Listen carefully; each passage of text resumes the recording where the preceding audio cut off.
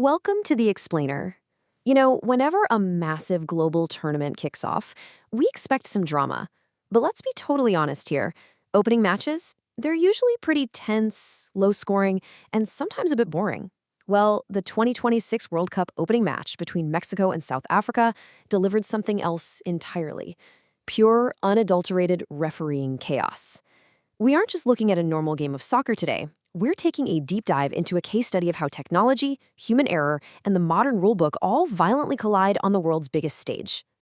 Okay, let's dive into this. 3. That is the unprecedented, record-breaking number of red cards shown in this single World Cup opening match.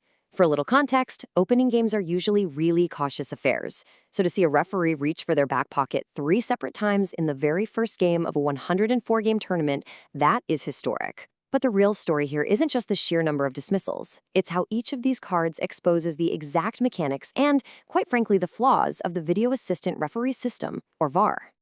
Here is our match program for today. We'll start with Call 1, the clear red, move to Call 2, a harsh dismissal, examine Call 3, the subjective decision, and finally, look at the overall reality of VAR.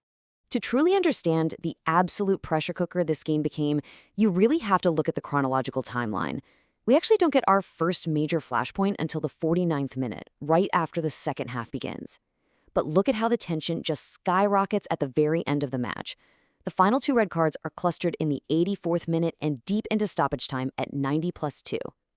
The complexity of these decisions ramps up right as player fatigue and stadium pressure hit their absolute peak. Before we analyze the specific fouls, we need to make sure we understand the rulebook.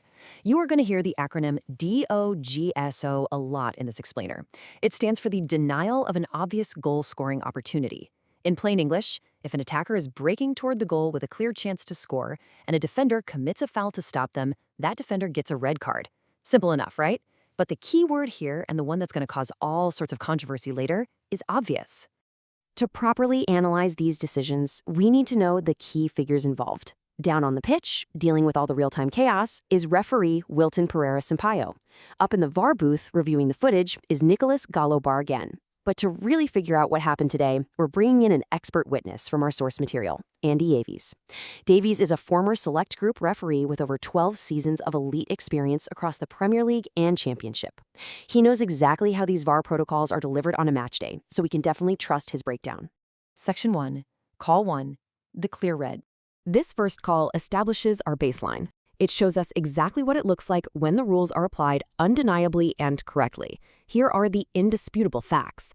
It's the 49th minute. South Africa is actually up 1-0 as the second half kicks off. But disaster strikes when South Africa's Spefelo Sithole brings down Mexico's midfielder Brian Gutierrez. Gutierrez had cut right across the defender and was tripped, sending him to the turf. The on-field call? A straight red card for dogso. Our expert Andy Davies reviewed this play and confirmed that both the referee and the VAR completely got this right. Because Gutierrez was completely through on goal, and his very next action was going to be a direct attempt to score, Sithole's trip completely wiped out an undeniable scoring chance. He becomes the first player to be shown a red card at this World Cup. But procedurally speaking, this was a textbook, easy decision. The system worked perfectly here. Section 2, Call 2. A harsh dismissal. Fast forward to the 84th minute, and I gotta warn you, things are about to get much murkier. We're moving away from undeniable rules and stepping right into the gray area of referee interpretation. South Africa is already down to 10 men. Temba Zwane is trying to move past Mexico's Roberto Alvarado. In the process, Zwane's hand catches Alvarado's face. Now, anytime there is contact with the face, you enter the territory of violent conduct, which is an automatic red card offense. Put yourself in the shoes of the referee here. You have to decide if this was a true act of brutality. The sequence of events that follows is absolutely critical. Step 1, referee Sampaio actually misses the initial contact. He doesn't give a red card in real time. Step 2, the VAR booth steps in, pausing the game to review for potential violent conduct. Step 3, the referee is sent to the pitch-side monitor, and he spends an unusually long time staring at the replays. Step 4, he overturns his own initial non-call, changing the decision to a red card. South Africa is now, unbelievably, down to 9 men. Now, what's really interesting about this is the psychological insight Andy Davies provides. He notes that given the massive amount of time Sampaio spent at that screen, he probably wasn't totally convinced this was a genuinely violent act. But think about the immense pressure of the VAR system. Once the voice in your ear sends you to the monitor flagging a potential missed red card, it takes incredible bravery for an on-field referee to stare at a slow-motion replay of a hand to the face and say, "No, I'm sticking with my original call." The technology inadvertently corners the human referee. Davies ultimately calls this a pretty harsh dismissal.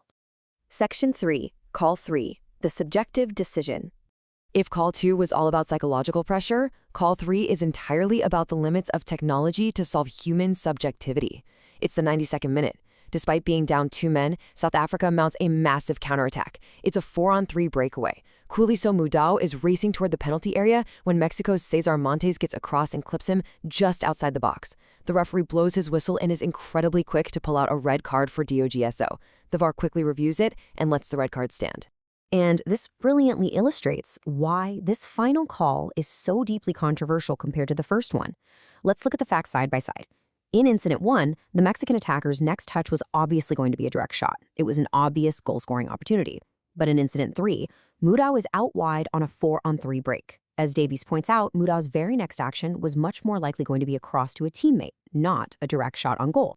So here is Davies' nuanced verdict on the incident. Because Mudau was likely going to cross the ball, Montes denied a possible goal-scoring opportunity, not an obvious one. Therefore, strictly speaking, the actual criteria for a red card wasn't met. But surprisingly, Davies says he wouldn't expect VAR to interfere and overturn it. Why? Because predicting what a player intended to do, whether they meant to shoot or cross, is completely subjective. This brings us to a really vital and honestly often frustrating protocol in modern soccer, the clear and obvious error. VAR is not designed to re-referee the game. It's only allowed to intervene if the referee has made a blatant, undeniable mistake. Because judging an attacker's intent to pass or shoot is just a matter of opinion, the on-field referee's mistake wasn't deemed clear and obvious enough to fix. So a questionable red card was allowed to stand purely because of the rules governing the technology itself. Section 4, the reality of VAR. So what does this chaotic, historic opening match actually teach us? Let's zoom out for a second. Here are the crucial takeaways you should definitely keep in mind for the rest of the tournament. First, the laws of soccer, terms like violent conduct or obvious opportunity, are fundamentally subjective. They rely entirely on human interpretation. Second, because VAR relies on that clear and obvious threshold, it's totally handcuffed when dealing with that subjectivity. But the absolute most important point is this. Technology doesn't erase human error or opinion from the game. It simply shifts the location of the subjective decision from a referee running on the pitch to a referee sitting in a video booth. Which leaves us with a massive question as the rest of the 2026 World Cup unfolds. When we look at a game with 3 red cards, one undeniable, one driven by the intense pressure of slow-motion replays, and one protected by bureaucratic thresholds, we really have to ask, is VAR actually clearing up the game? Or are we just moving human error from the pitch to a video monitor? Keep that in mind the next time the referee pauses the game and points to his ear. Thanks for joining me for this explainer and enjoy the rest of the tournament.